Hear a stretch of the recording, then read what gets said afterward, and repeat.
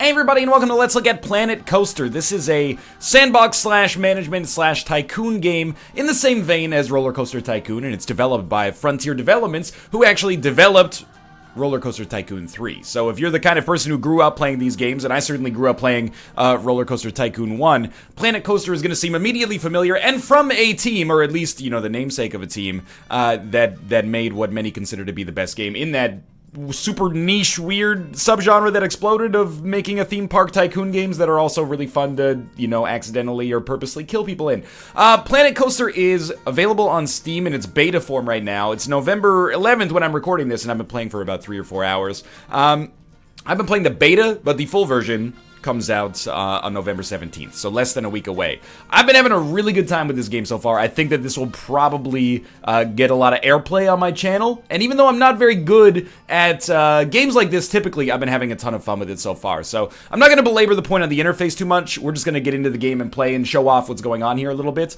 But I will say that, you know, there are feature creators on this map, but also your friends are on this map. So, you know, you can see me. There's no baldness, like, there's no actual bald haircut, so I had to go with this one for my, the best that I could possibly do. But also, if you go over there in Toronto, roughly, there's Michael A.L. Fox right there. He's got no uploads right now, but theoretically you could share parks and, you know, roller coasters and blueprints and stuff like that back and forth between each other. And then we also have, you know, featured creators like, oh, no, actually, that's another friend on the friends list. Let's find a featured creator. James Taylor right down there. Anyway, in theory, this allows you to share, you know, architected blueprints and stuff back and forth in the future. But let's play right now. In the game presently, there's no tutorial videos, but there is Career Sandbox Challenge, and then, of course, the ability to see all of your saved parks. So Career is really like scenarios where they're designed to teach you the game, at least it seems like it so far, where you ramp up from basically not knowing what you're doing at all and having like a very narrow set of tools in your toolbox to getting a little bit more robust and being able to be creative here. And then Sandbox, you can just build whatever you want to build. Not really my style because it's not as structured, and I find that I kind of need structure in order to know what I'm doing at all. Otherwise, I just end up with a park that looks like total garbage. And then Challenge Mode, I have not played at all, but you get, I guess the idea is that you get a very limited amount of money, and you have limited options to begin with until you earn your way to a bigger park. But we're just going to do the first set in the earliest scenario here. So this is Captain Lockjaw's Buried Treasures. Welcome to Planet Coaster. Watch out for gunpowder as you take charge of this explosive pirate park. Build some new rides, draw in the crowds, and give your guests a swashbuckling good time.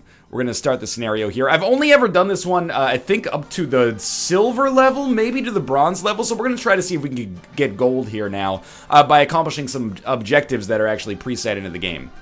Welcome to Planet Coaster. Watch out for gunpowder. Right, we already saw that.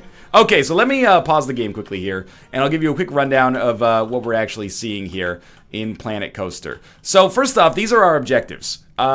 We have to attract 800 guests. We have to build 2 rides. We've already got one ride, which is this Rocktopus right here. And you can see what people think about it as we go to it. We can attract 900 guests, build 4 rides, attract 1,100 guests, and reach a monthly profit of $10,000. So these are our objectives here. So 800 guests, 2 rides is the first thing that we want to do here. In terms of the interface here, it's very clean, very modern. It reminds me a lot of City Skylines, like a lot of City Skylines. And that's not a bad thing because City Skylines took the city building genre and made it pretty accessible while still maintaining a decent level of minute control, although I know a lot of people have issues with things like the traffic simulation. We have all of our abilities down here at the bottom. We have, you know, blueprints that we can draw upon. I can't use them because I haven't researched them, but I do have some blueprints saved. There is a tech tree that happens in each scenario that I'll show off as we get a little further. So this is how you build roller coasters. Unfortunately, we don't have the requirements. We don't have the research to build any yet because we're starting out very early here. Track rides, same thing. But we do have some rides that we can build. So why don't we start by doing that? We've got $5,347, and our park, as it stands right now, has this ride, the Rocktopus, this roller coaster, the High Seas, which is making us mad money, I assure you. And I think that might be it, actually. Let me pan up here. I don't think we have any other roller coasters or rides available at present. That might be like a bathroom setup. No, that's just a building. By the way, all these buildings are actually custom built within the engine, as far as I know. You can build these yourself, and people will be like, wow, that's really nice scenery. Like, the in-game park attendees will be like, they'll get a mood buff as a result of you building that. There's also a lot of prefabricated ones that you can use if that's not really your style, and it's very much not my style, so I respect and appreciate that. Okay, let's come over here. We have a lot of people that are in this area of the park because of this roller coaster right here, so let's start, and we'll just put down Insanity 1. You can see the ratings for it there. Excitement, fear, and nausea, all kind of in the yellow or the green. Wild Blue is a little cheaper, and a little bit more exciting, and a little bit less nauseating, so let's start with that. So we're gonna just rotate this. Really easy, like 360-degree rotation here. Occasionally, because it is a three-dimensional game, it can be tough to place things that have elevation, like paths, for example. Let's actually make a raised queue, just so you can see that working here. But we'll just place this ride, like, right here for now. Having placed it, the game is pretty good about letting you know what requirements you need to fulfill in order to get it started. So first we need to place an entrance. You click on place entrance, and then you can put this down anywhere along the perimeter, and then place exit, and we will do so right here. That seems easy enough. And then we need to connect the entrance to the path. So let's start by making a raised queue, just to show you how that works. In paths, you can make regular paths, natural paths, which are, I believe, the cheapest. Maybe not, actually. It just hits to a certain aesthetic, I suppose. And queue paths. And queue paths just let people know this is where you line up. 1 second. We've got a malformed part here. Maybe we have to go there. We go. Okay. Again, sometimes it can be a little finicky. So, it's pretty good about auto-completing, you know, wherever your mouse is, contextually speaking. And then using the shift key and scrolling up, we can place our next path. 1 second here. Again, sometimes a little finicky. There we go. Obstructed. So we can make our path go, you know, pretty high into the sky. This is going to make for a long queue that's going to make people probably not super thrilled with being on this ride. And now it's a little, you know, crooked, but that's okay as well. Because in the end, these people have lower standards than I do, I guess. Which is good, because I'm not the greatest builder of all time. Okay, so now we got this long queue. You can see you can make raised paths. You can use those to make cool kind of like intersecting paths, or, you know, roller coasters that go over or under a path, and that actually increases this stat right here, which is your queue scenery rating. So, you know, you're looking at this right now and you're going, ah, that line kind of sucks, but, you know, I'll tell you what, we'll throw down like a couple of anchors here in our scenery menu, because this is a pirate park, and all of a sudden, it's come up ever so slightly, and then, you know, we put some palm trees at the entrance, and how do they feel now? We went up by 1. You get the idea, though. So you can make your queue better as well, which attracts people to the ride. And before we open it, let's just make a quick exit path as well. I'm having a little trouble with this momentarily. Make the width slightly wider there. Alright, now it looks hideous, but that's okay. I actually don't know why I can't build to the exit here. It's the first time I've ever seen that. Maybe we can actually go to our checklist and change that. Come on, don't do me dirty like this. Is it because we're... Oh, you know what? We're building with a queue. That's totally my bad. Okay, that is not the game's bad. Alright, there you go. So now we got a roller coaster, or a ride, rather. And we can look at some other stuff, like, you know, we could test it if we wanted to. It costs $9 to ride it, which is expensive, but entry into the park is free, so we're making it up on the back end. You know, we can change the color of the ride if we choose. We can change the music. And we can actually add custom music in here as well. We can change the efficiency of the ride by making it, you know, run with like smaller loads or larger loads, make the maximum waiting time longer, etc., etc. Change the amount of inspection timing, or the frequency of inspection timing, so it's less likely to break down. But we're just going to open it up here, and we could also change the name here, even though I didn't make it customly myself. We'll just call this, you know, the Valkyrie Flight. There you go. And I'm going to spend a little bit of time just building up the queue here while I talk about how this goes. Let's on pause. Okay, there you go. You can also speed up time, by the way, just by going, pressing the O key, and then people should go into this ride. In general, people love the prefab for, you know, the Wild Blue here, so they're gonna walk through this and they're gonna be happy to wait in line for now, which is awesome for me. Let's just make the queue a little bit more attractive by, you know, throwing down some cannons here. And this is costing us, you know, a decent amount of money, but this first scenario is pretty simple here. How do they feel about this now? We're up to 11%. You can get, like, special effects. So we could have, like, a big, you know, jet of flame or something like that. Like, you know, just a flamethrower right here. Check that out. It's like Jurassic Park at Universal Studios. And you can do that to customize your park, but also it gives you a bonus. You know, people will go... You'll see guest thoughts as they get on the ride. So right now, a lot of people are like, this place looks stoked. Or I'm stoked to go here. Some people are saying it looks a little bit too intense for them. But if your queue sucks really bad, people will be like, well, they didn't put a lot of work into this area of the park. And they'll feel worse as a result, and they'll be less likely to ride your ride. You can also go on the rides with the seat camera here. So, as you can see, we're finally starting to fly here. And you can also switch and, you know, see what the people in the ride are actually thinking as they go on it. Get a little bit of a cinematic camera. This is more unique and interesting when you're actually doing your custom roller coasters, but it's really cool. And this was something that, as a kid, I was like, this is my dream come true. Like, Roller Coaster Tycoon 1, but with the ability to actually ride the rides with your park attendees. Anyway. So that's how you place one ride in Planet Coaster. And if you'll excuse me, I think I might need to sneeze. Maybe, maybe not. Can't tell. A little tickle in the nose. We're good. Okay. No notifications. How are we doing on objectives? We haven't attracted 800 guests yet, but we have built 2 rides because we built one and one was already pre-built. So let's try to attract more guests.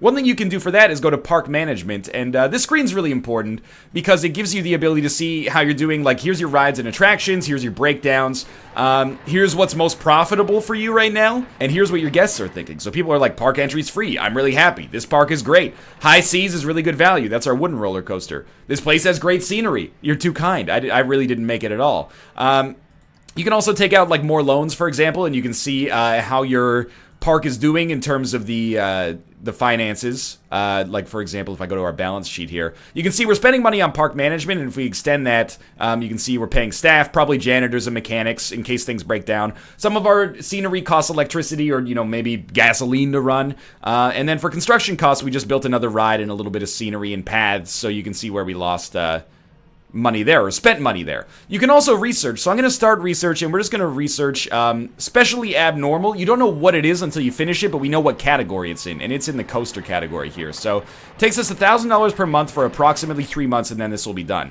But we want to attract more people to our park, so why don't we start a marketing campaign? Now, for marketing campaigns, you can do posters, which are low impact, television is high impact, and then online campaigns can be high impact, but it's high in one area and low in another area. So, you know, you have teens, family groups, and then I can't remember what the other one is. So there's adult, teens, and family groups. Okay, so it shows you, like, the difference between how people spend time in your park. Right now, the average family group spends, like, no money in our park. They just come here, they eat 36 cents worth of food. They spend $1.34 on a ride. You know, I'm not too stoked to have families in the park. It's nice that they can come here for free, but they're not really spending a lot of money. But teen groups, you know, they spend $11. They go on rides. They go on roller coasters. They're not buying much food yet, but we can hopefully change that. And adults like it too. So what if we do like a marketing campaign, for example? We're about to accomplish that objective, by the way. We're almost to 800 guests. What if we did a marketing campaign that was like, we want to appeal to more teens but fewer adults? No, we just want to drive teens or adults into our park. So let's do low impact marketing in the poster campaign that gets teenagers, and low impact newspaper advertising to get more adults. This is only $1,000 per month each, and hopefully we'll drive a lot of people into our park. And we'll be able to see how that actually works for us the more we play here after like a month is done. All right, so we've completed our easy objectives. Now it's time to work on our other objectives. We need to build 2 more rides, attract 80 something more guests, 88. That's going to be very easy, but we might want to wait till our first bit of research is done. Now, we don't have to do this, but you know, there's some obvious problems with this park right now. One of them is, where are people going to eat? There is, I think that the game starts with like a chief beef over here, so there is technically the ability to buy some food, and you know, this place is set up pretty nicely. How do people feel about it? Chief Beef looks busy. I'll try somewhere else. I need the bathroom after Chief Beef. A more elegant expression has never been spoken by human beings. I want to go on the Valkyrie flight. I'm not queuing that long to go on the Valkyrie flight. That's not that bad, all things considered. Okay, so let's make a little bit of a food stall section here. And we'll go shops and facilities. There's a variety of different shops here. Food, drink, gift shops, toilets, obviously. First aid, you need to research. ATMs, you need to research. Information, you need to research, at least in this scenario. And you also, you know, there's pre-made ones. Like, for example, we could just go throw down a chief beef like this, and the game has already done a good job of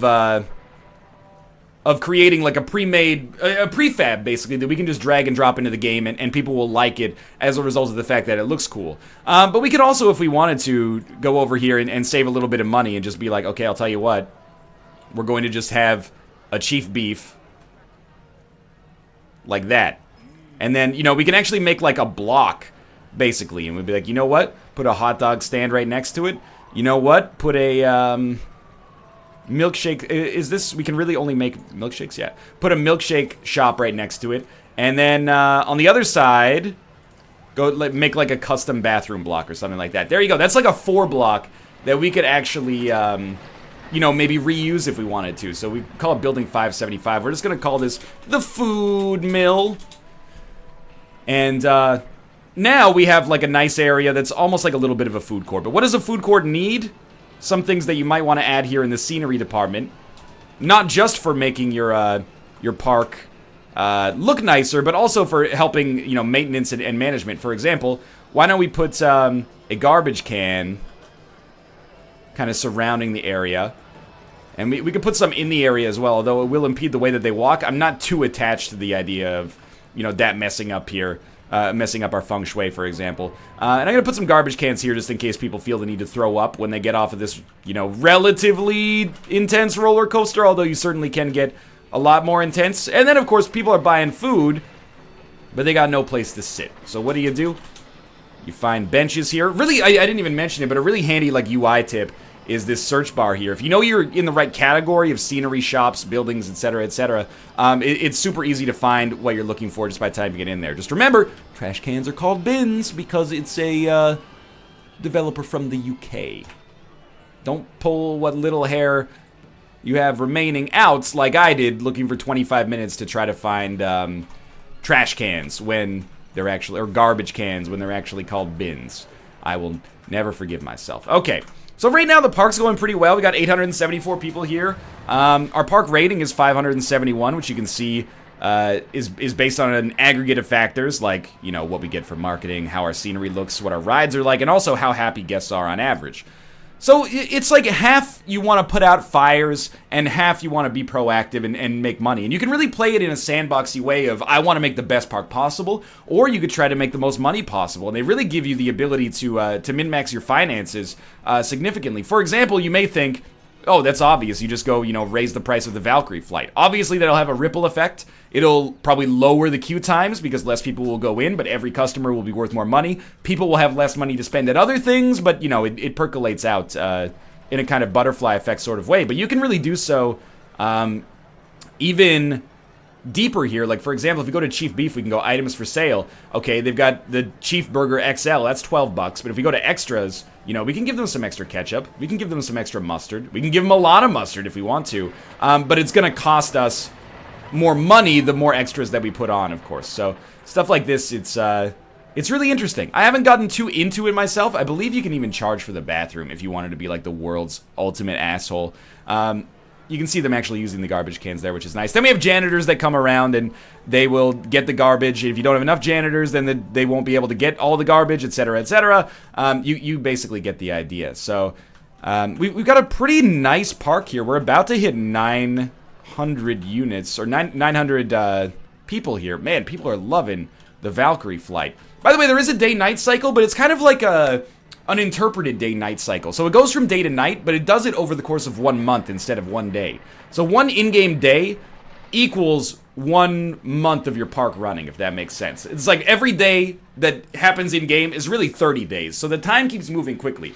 Like when you see that roll over, I believe that's not 1 day. I believe that's 1 month. And you can see here we made $8,000 that month, which is really good. We're closing in on our monthly profit of $10,000. A couple more rides can probably make that happen, or maybe just, you know, tweaking the actual like sales costs of our items here could make this happen. I do kind of want to add a longer queue to the Rocktopus. By the way, this building that they've made for the Rocktopus is custom. So this is like, it's not just you place this and it looks like this. They've built like a custom platform for it and the cobblestone paths and then the kind of like, you know, windows and arches around here with the flags on them. You can build that all in-game via the buildings tab, and there's, you know, some that we could build. Like we could just put down a large clock tower and pretend we're in Disney World, but it's going to cost us a lot of money. Or you could actually build those custom via these tools that you've got right here. So, you know, we've got a castle slim tower, and then you just stack these up on top of one another, and then maybe you put a parapet on top of it, and there you go. You got yourself a tower, and then you could put like an actor in the tower. Like if I go to park management and staff, you know, there's entertainers. We could put Captain Lockjaw in that tower shouting stories down to the people below. There's really an impressive level of customization here for those of you that are interested in it, and for those of you who are maybe a little intimidated by it, it doesn't seem as intimidating as it is in a lot of other games. Like the prefabs are nice as an accessibility measure, but the fact that you can also, you know, just make more custom stuff yourself is really cool. Anyway, I'm gushing a little bit here. So we're researching this coaster. We can also research some other stuff. We'll research Family Ride and we'll research First Aid because honestly we have the money right now. And I'm just going to crank the speed up to speed 3 and we'll get going here. Also, game looks nice. I don't think it's really, it's the most visually impressive game of all time, but you get a great sense of speed and fluidity when you're on the roller coasters. Like we can just go ride this, the High Seas roller coaster right now. People freaking love it. We are going at triple speed right now, but if I slow it down here, you can see, like, it runs at a solid, it seems like 60 FPS anyway. And as someone who gets nauseous on real roller coasters, it's not very not anxiety-inducing, but nausea-inducing, to be honest with you. And it does give you a good look at, like, the rest of the park. Like, when you're on these rides, you get a sense of scale as you see these other rides actually, you know, working as well. And the park just kind of humming along, almost like a successful RimWorld colony, although I would have no idea what that's actually like. But this scenario is very easy. Because of the fact that they basically gave you the prefabs to start with. Like, this roller coaster is a money maker to the extreme. If we go to park management, like, it's just making stupid money. You know, it's our most profitable roller coaster and, like, will be forever. But people are really happy when they come to our park. You know, they don't like Cosmic Cow milkshakes being so busy, and they don't like the Rocktopus being full. But apart from that, it's not that bad. I imagine that... you know, we have a lot of food places, but not that many drink places. So we could probably benefit from putting even like another Cosmic Cow milkshakes down right here. Yeah, right through the center of our bench. That seems smart. But it is really easy to just select... Oh god, the bench is killing him. Get away from the bench! I didn't realize they want milkshakes this bad. Normally, it's very easy to just delete things. You can use the multi-select tool sometimes and just sneak it in there. Excuse me. Alright, well now I've done it. Alright, I'll tell you what. We're gonna delete this building. If they'll allow us. Close the building, okay? No more milkshakes, you freaking savages. Then we get rid of this barrel bench. Now we reopen it. Occasional, you know, quirks like that. I mean, we are dealing with, like, crowd behavioral physics here, you know. They walk in, get crowded, we get a, you know, dangerous fire hazard sort of situation, but at least that's taken care of now. How much money have we made this month? We're about to find out. Monthly profit plus 4,838. Excuse me? We can also see our graphs here, now that we're in May, of how, you know, our park's attitudes have changed. Like, what is this line right here? Park rating? No. Ride rating, marketing bonus. It is our park rating. Our park rating went slightly down that month. That's a bummer. Guest happiness? Is that on here? No. Ride rating stayed the same. I'm just waiting. Oh, actually, one of our research initiatives is done here. So we go park management, research, first aid. Okay, reveal research. We've done it. We have a first aid facility now. We'll just plop that down because we can. And then, you know what? We were spending like so much more money on research this month. That's probably what happened. We'll also research ATMs. I'm just doing this because I want to get the tech tree objectives done here. I can't believe we're not at 900 guests. I thought for sure we were going to get there, but I guess maybe we need to be building more rides in the interim period. But for now, let's make some more facilities. First aid. Can we make like a... No, they don't have a custom... Oh, they do have like a Caribbean first aid station here. Pirate first aid. Okay. So let's throw our first aid station down right here. So people have a place to go if they get sick or, you know... I imagine at a theme park it's probably like heat stroke mostly. And because of the fact that I'm getting a little bit short on space here, I'm also going to be proactive and I'm going to make a path even though it's expensive. And this is probably why I can't accomplish my the goals I'm actually looking for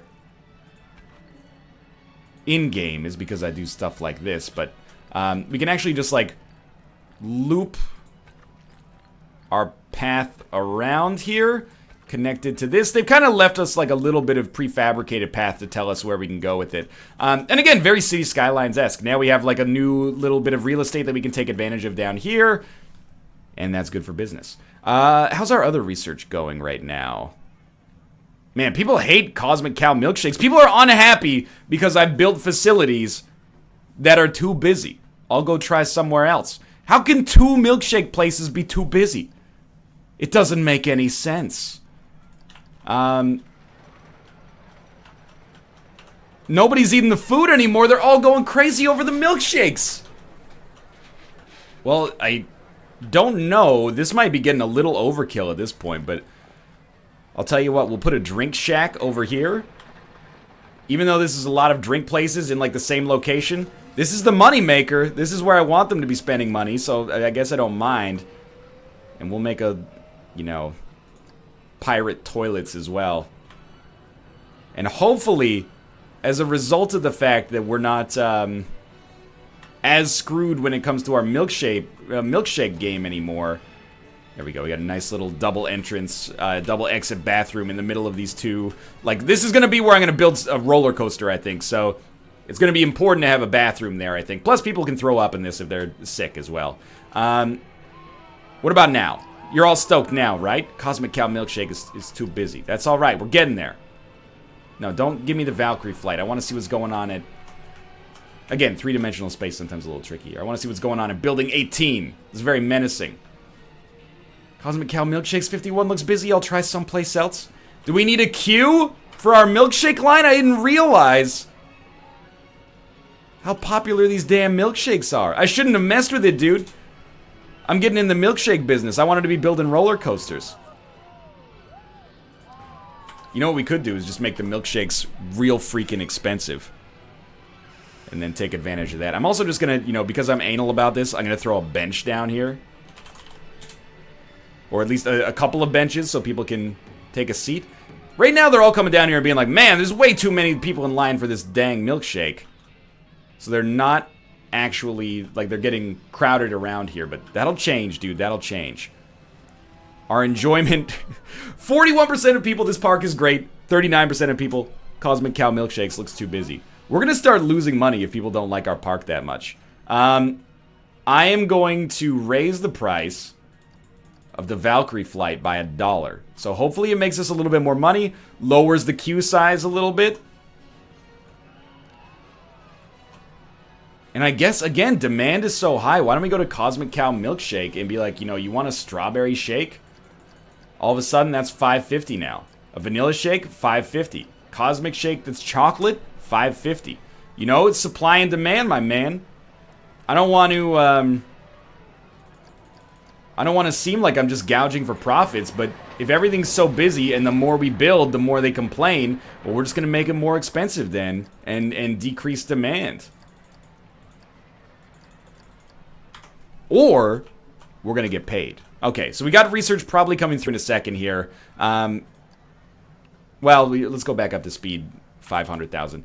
And just see how it works. The good thing about this is it's not like RimWorld where you fail like catastrophically, like your park's going badly and then there's a raid and everybody dies. Rather, you know, people, they'll give you their attitudes about things well in advance so you can sort of head it off at the pass. Like, we can probably go here now and maybe soon there will be, like, I'm not queuing that long to go on Flight of the Valkyrie, or the Valkyrie flight will start to diminish, but it'll be like, Valkyrie flight's too expensive for me, and then we gotta think, you know, rethink things. Well, it certainly seems to have diminished milkshake demand. Ooh, refreshing drinks. Cosmic Cow Milkshakes, 49. We've done it, boys. Maybe we can go up to $6, dude. I don't know. I mean, it's also because there's a lot of human, like, traffic in this area, so of course this food court's gonna get busy. That's when you go to the secret food court that's on the second floor and, you know, everybody else can suck it. So I really want to get into custom roller coaster building. We actually lost money this month, which is embarrassing for me personally. But guests continue to lose faith in the park, which is awesome. Oh, but this is good. We've gotten rid of the "it's too busy at the milkshake bar." Now people just, like, I'd rather have them be orange than be red. Okay, so view research. I think we've got a new family ride, and this is just Venetian Carousel, I think. Oh, it's Whirly Rig, which has the most annoying song in the game, but you can change it. You can change it to be a custom track. Okay, so let's re-energize our park with a new ride here. So this is going to appeal to families, unfortunately, and we're just going to throw this down like this. And it's just like a nice little gentle coaster. We're going to put an entrance here. And we're going to place an exit here. And connect entrance to path. Like so. We do want the queue to be long-ish. Because even though people say, well, I'm not waiting in the queue that long to go on that ride. That only gives them a yellow debuff. Whereas it's a red debuff to say the queue is full. They'd rather be in line, in my experience, than not have the ability to get in line. Alright, so that's like a long queue, but that's fine. And then we'll just have this exit onto here. And, you know, the first phase of our park re-energizing is now working here. We do need... Oh, it is on. Okay. How much are we charging for this ride? $10. That's actually highway robbery. And then we have ATMs are now revealed. We definitely want those to be in the park. Are people actually gonna ride on this thing? We need to see. We need to... Oh, it's closed. Wait. There we go. Now it's open. Let's build an ATM quickly. And sure, pirate ATM for $300. We should make that back in a moment's notice. And we can build a roller coaster now. And I didn't want to end the Let's Look At without talking about the custom roller coaster building, because there are prefabricated roller coasters. There's also the ability to build your own, which is something I'm going to try to do if they give me the opportunity to do it here in this scenario. If they don't, I'll go into a different scenario and do that. But first we get the Looney Tunes coaster. Okay, we definitely can build a custom coaster on this one because I've done it myself. So let's pause and go to coasters. Now we have access to a prefabricated coaster, which is called, I think it's called the Crazy One. Yeah, Crazy One. So this is it's a coaster that people will go crazy for. If we place this, people will love it. You know, they'll get on it. They'll come to our park to be on this roller coaster. I'm going to make a roller coaster that is substantially worse than this, but show you the custom engine. I've had some problems, you know, getting things placed with the custom builder, but for the most part, it is very intuitive. So let's build it. The blueprints is just, you know, where you go to make prefabricated coasters, including ones, I guess, that you've made yourself. And then this is where we go to make custom ones. So we're going to start with the Crazy One template. And all this does is give us basically the launching track. So they're going to go to the right here. We can have them enter and exit like this. Does this make sense? Yeah, plenty of wide open space here. And plenty of space for a queue as well. Okay, so start like that. All right, so now we get a variety of different kinds of tracks. We're going to start with just a chain lift. And we're going to place it. And then you can extend the size of the piece. You can also extend... or you can change the angle of the piece here. Maybe we want it to climb like slightly faster than that. Now, one thing that's very important, you can see that every time we place a piece, it costs us a certain amount of money here. One thing that's very important is that we don't want the roller coaster to be so scary that nobody here wants to ride it.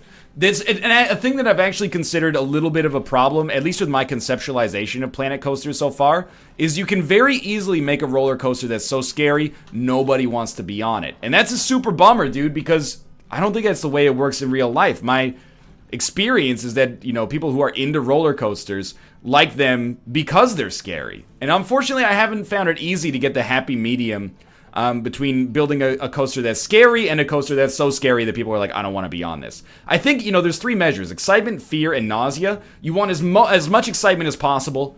Nausea, you want it to be low, not necessarily zero. And fear, I'm not totally sure yet. Okay, so we've built our, like, lift chain here, and then at the end we put a lift chain end, which just means, you know, stop the lift chain and let gravity take its course. Then we're going to just use a standard track. have it make a little dip here. And there's all sorts of prefabricated loops and rolls that we can get into. I have found it somewhat challenging at times to have enough speed to get through a roll while also not frightening the Christ out of people. So obviously, like, this isn't gonna work. It's just not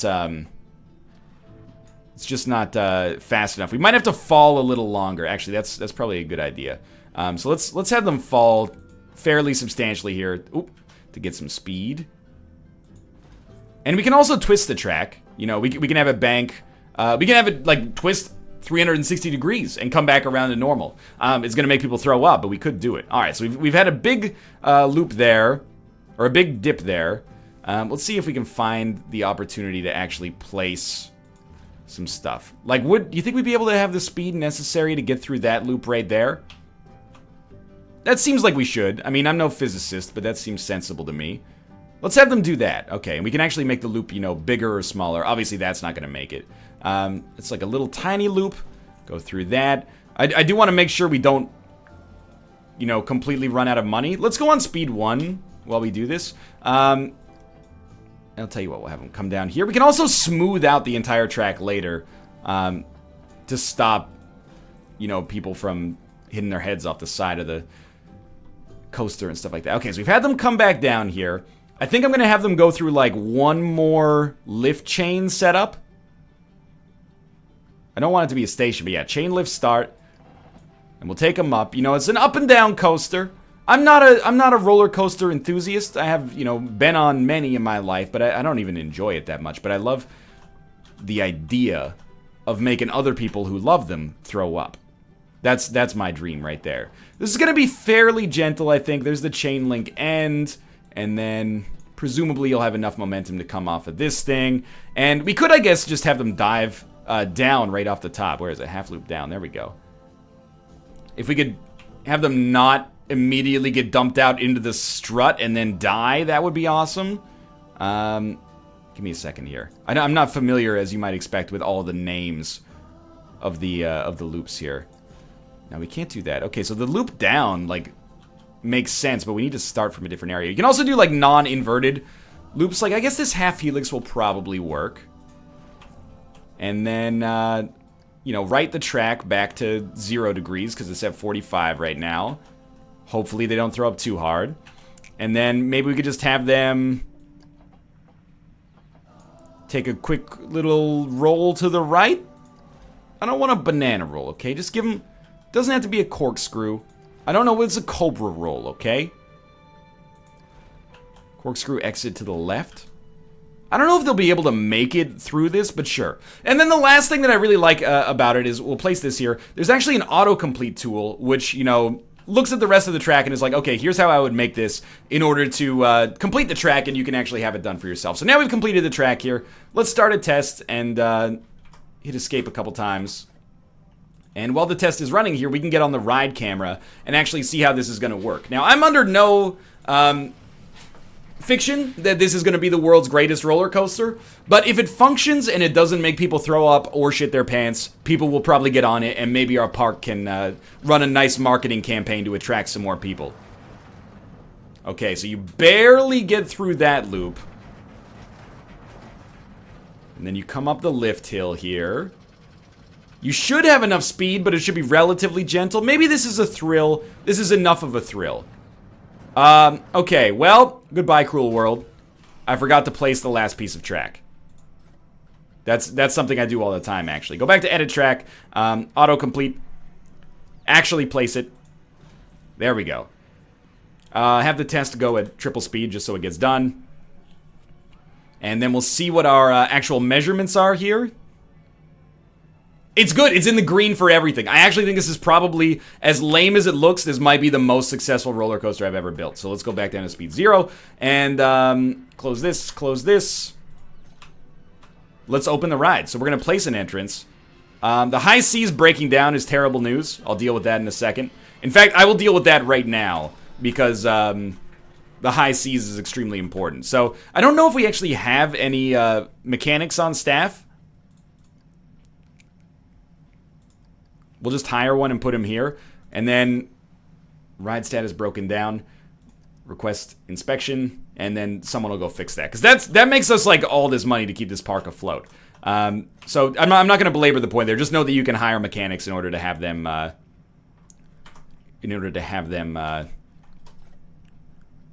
fix rides and perform maintenance so they're less likely to break in the future. Okay, so first we're going to build our entrance, and we can build it around the struts. We can actually build it through the struts as well. The game's not too finicky about occasionally breaking the laws of physics for, you know, appropriate reasons.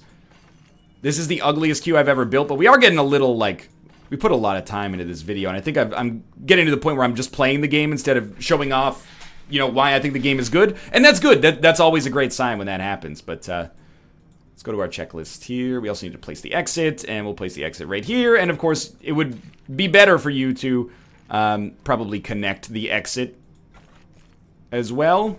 There we go. And we can open the ride now. And I want to see if people actually get on this. We do need to place one more ride, I think, if we're going to accomplish that. Oh, man, we lost $1,000 that month. Hopefully the high seas starts working again soon. And hopefully, yeah, people are starting to come down here already. So how much are we charging for this ride? $10. You can either ride the whirly rig, or you can ride the freaking, well, this is called Coaster 62, but we're going to call it the Nut Sucker. No, that might get censored. We'll call it the Nut Crusher. And people are lining up like crazy to get on this ride. I'm stoked. Let's see how people feel about it right now. I want to go on the Nut Crusher. I don't have enough money to go on the Nut Crusher. You can't handle my strongest Nut Crushers. And by the way, the roller coaster that I built there is really just like a super minor... Like, I didn't really take advantage of all the customization options that were available. I just built something really, really quickly to show you how you can do it. The fact that people are enjoying it is awesome. And, you know, the queue sucks, but we can, of course, augment that by putting a bunch of trees or a bunch of pirates over there, building a castle around it. You know, we could build arches that the level passes, or the roller coaster passes through to amp up, like, its thrill factor. Let me see if I can actually do that right now. Like, we got this... maybe that's too small, actually. I have seen it done. I haven't done it myself, but I've seen it done. The idea is that you could take something like this and just extend it. There's also a pre-made arch. Let me check and see if that's in scenery.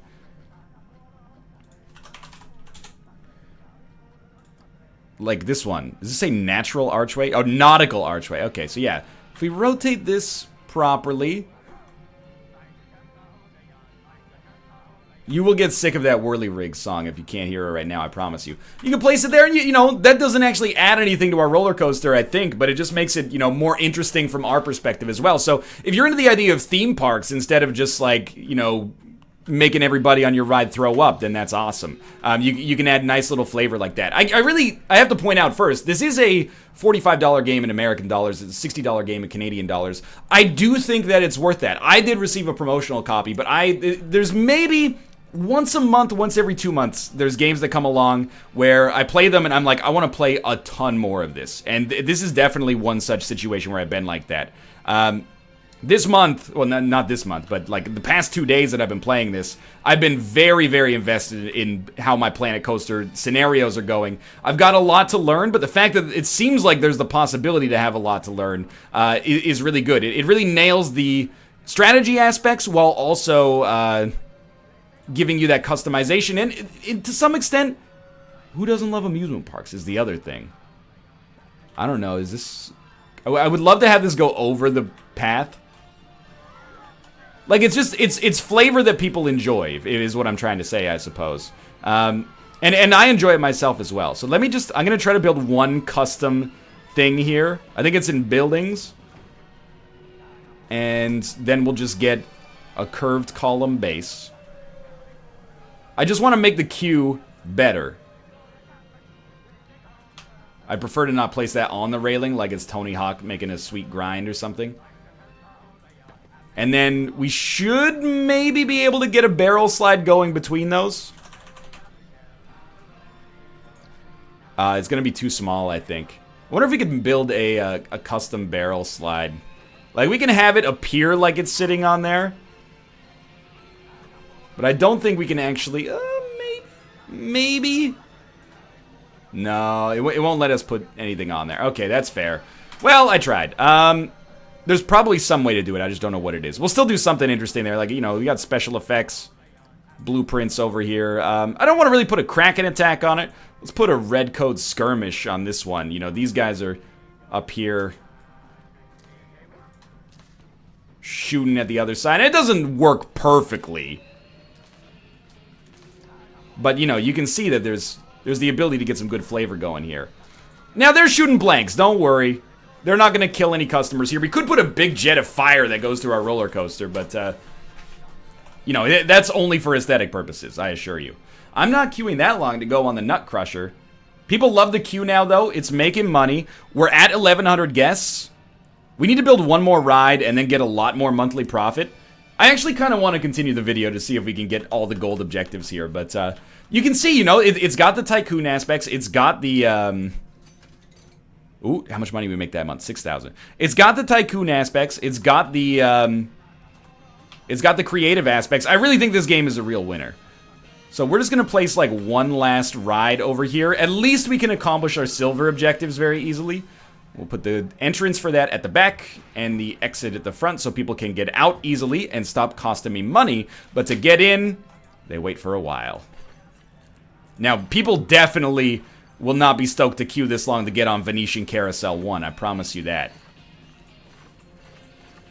Put that down there. Hey, there we go. That's our second objective complete, even though we haven't built a path from the exit yet. By the way, there is more flexibility, like a lot more flexibility than I've shown off thus far. For example, in true theme park fashion, you have the ability to institute class warfare by creating a priority pass. What a priority pass is people can buy, for extra money, tickets that get them to skip the queue. So you can actually build...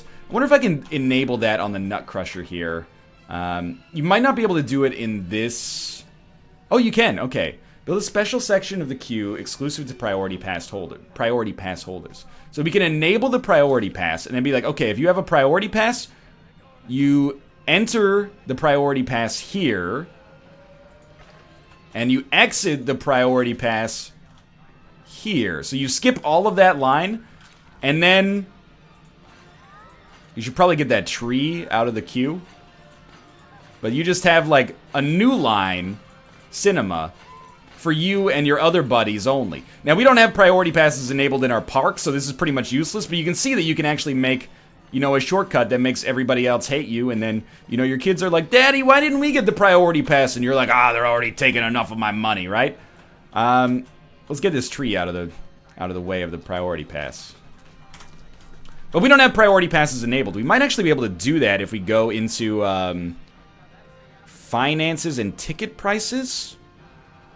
Oh, we do have priority passes. They're 40 bucks. Standard entry to the park is free, though. That's good. I want to see if anybody has bought a priority. You know what? Check this out. It costs 10 bucks to get on this ride. What if we... Right now, there's no reason to use the priority pass, but when this queue gets full, there will be. Let's make the priority pass just a little bit cheaper. Let's make the priority pass like $25. And then watch these cockroaches fucking riot. By the way, you can, you know, kill your park goers again. You can have the roller coaster go off the tracks. Michael L. Fox is playing the game. He told me he had a great idea, and by great idea, I mean horrible, you know, maniacal idea, where you could have every, like when you enter the park, all you can do is queue up for a roller coaster. The end of that roller coaster, the exit, goes to the entrance of another roller coaster and force all of your park attendees to ride the fucking lightning and just endlessly go through gauntlet after gauntlet of, you know, awful vomit-inducing roller coasters to escape. Did you take trash onto the roller coaster? Like, I don't understand how there's trash to be left here. Excuse me, bin, please? Bin, please? Our janitor will get that eventually. But you can see, you know, your park grows. You end up buying more and more staff. You know, you're getting more and more rides. More and more rides equals more and more people. Maybe you amp up your marketing effects or your marketing efforts, etc., etc. People will throw up. People will complain about other people throwing up, and you just kind of have to get used to it. It's a really, really impressive game. I think that's going to do it for our Let's Look At here, but Planet Coaster gets a hearty 2 thumbs up for me. I think you're definitely going to see more of this game on the channel, maybe a long-running series where I play through the career mode and hopefully learn a little bit about the game myself. Phoenician Carousel 7 has a really plain-looking queue. Oh yeah? It's got a real plain-looking queue, huh? What if we put a fucking Kraken attack right next to it? You wouldn't be thinking that then, would you? Pirates Animatronic Harbor. We definitely want to rotate this. Oh god, it's the... Now I've done it. Here, one second. We can do this, we can do this. Multi-select. Move. Rotate. Dude, they've actually done a really good job with the UI on this game, considering how much of it is actually, like, you know, replaceable. Not replaceable, replaceable. What do you mean it's got a plain-looking queue? It's got a 74 Q scenery rating. Are you shitting me, man? That's crazy good. Okay, I would like to get a monthly profit of $10,000 before we stop this. I don't know if it's going to happen this month, but I kind of want to ride it out regardless. And regardless of that, I do think that that Planet Coaster is an extremely wise purchase if you like what you see here.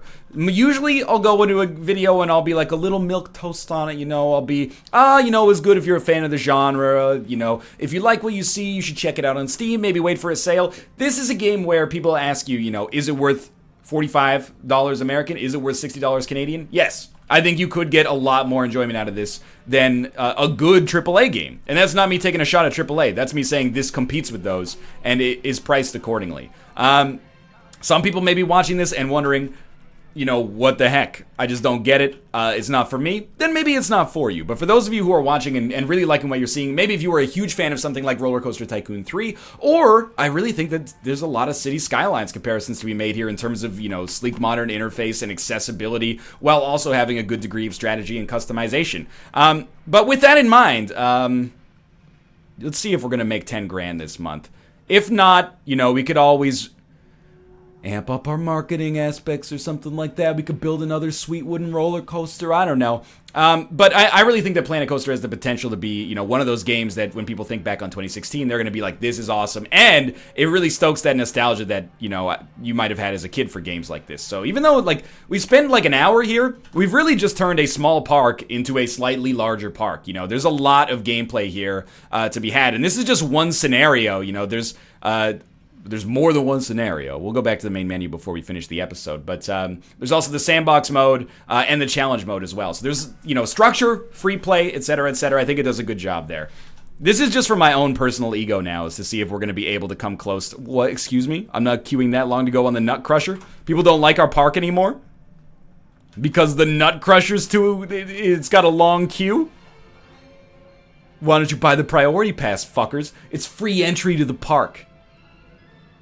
Oh, I'm not waiting that long to go on that thing. I didn't pay any money. Well, I guess you do pay $10 to go on the Nut Crusher. Meanwhile, everyone's going, yeah, $10 for the Whirly Rig? Classic. High Seas has been fixed. So our mechanic did a good job there. How much money did we make? Not enough, apparently. $2,000. Not even close. All right, well, that's going to do it for now. Thanks for watching. If you enjoyed the episode, click the like button. It helps out a great deal. And, of course, subscribe if you want to see more in the future. There will be a link to pick up Planet Coaster on the Steam store, located in the video description below. It's not a sponsored video, but I did receive a promo copy way back in like August, actually, or maybe even April. But this is the first time that I've jumped into the game. Now that it has the tycoon aspects, I'm like, this is really cool. In theory, great community aspect of the game that could come eventually as well. But for now, really, really recommendable. Hope you enjoyed the episode. Again, show your support if you enjoy these. Click the like button. It helps out a great deal. Look forward to more Planet Coaster probably showing up on the channel soon.